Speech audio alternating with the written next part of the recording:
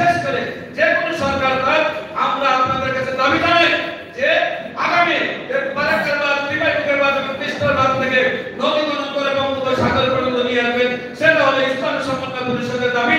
সেই দাবি নিয়ে প্রত্যেকটি সংগঠন আপনারা রাজপথে কথা বলবেন, মানববন্ধন করবেন, বিভিন্ন জায়গায় লেখালেখি করবেন, যাতে যে সরকার থাকে তাদের জন্য কর্ণপাত হয়, তারা যেন বুঝতে পারে যে আমাদের এই কাজটুকু সুন্দরভাবে করা দরকার।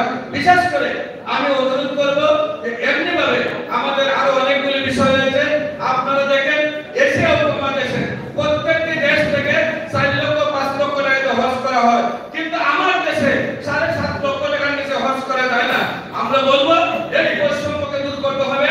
পার্শ্ববর্তী রাষ্ট্র শ্রীলঙ্কা বাংলাদেশ থেকে আরো অনেক দূরে, অথচ সেইখান থেকে হজ করার জন্য টাকা লাগে 3.5 লাখ থেকে 4 লাখ বাংলাদেশি টাকা, আর বাংলাদেশ এখানে হজ করতে লাগবে 7.5 লাখ থেকে 8 লাখ।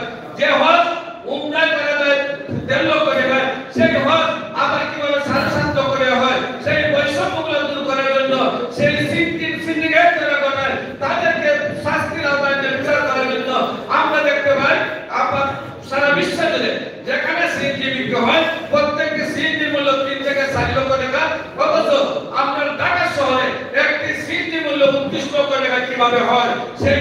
সেই বৈষম্য দূর করে হলো ইসলামী সমন্বয় পরিষদের কাজ।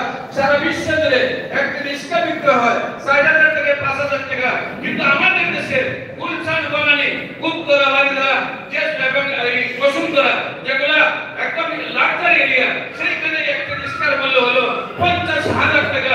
এমনি ভাবে যারা গরিবকে শোষণ করছে, গরিবকে পুঁজি করে এ দেশকে চালাইতে যায়, গরিবের কাঁধের উপরে যেমনি ভাবে মাথায় পা রাখতে চায়, তাদের সেই বৈষম্য হাতগুলি ভেঙে দেওয়া ইসলামী সমন্বয় পরিষদের কাজ।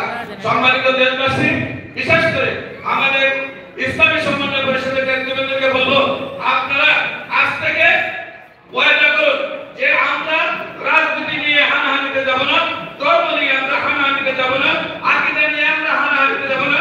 আমরা ভাতৃত্ব বন্ধনের মধ্যে জাতীয় এবং আন্তর্জাতিক বিষয়ে আমরা সবাই কথা বলবো, এবং জাতীয় এবং আন্তর্জাতিক বিষয়ে যতগুলো জায়গায় কথা বলতে হয় সেই বিষয়গুলো আমাদের সবার। বিশেষ করে আপনারা জানেন ইউনিভার্সিটি ভর্তি পরীক্ষা আপনার একবার সেলার যেতে হয় বরিশাল, একবার যেতে হয় চট্টগ্রাম, একবার যেতে হয় আপনার খুলনা, একবার যেতে হয় সিলেট।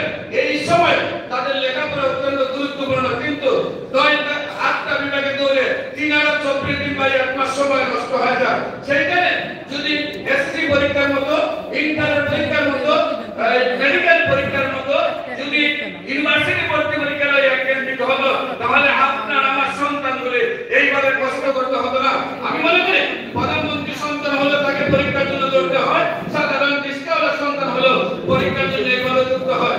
আমরা ইসলামী সমন্বয় পরিষদ দাবি করছি এই যেমনিভাবে মেডিকেলের পরীক্ষা হয়, যেমনিভাবে এসএসসি, ইন্টার, মাস্টার্স মেডিকেল পরীক্ষাগুলি হয়, এমনিভাবে যেন ইউনিভার্সিটি ভর্তি পরীক্ষাটা এক করে আমাদের সেই ছাত্রদের হয়রানি বন্ধ করা হয়।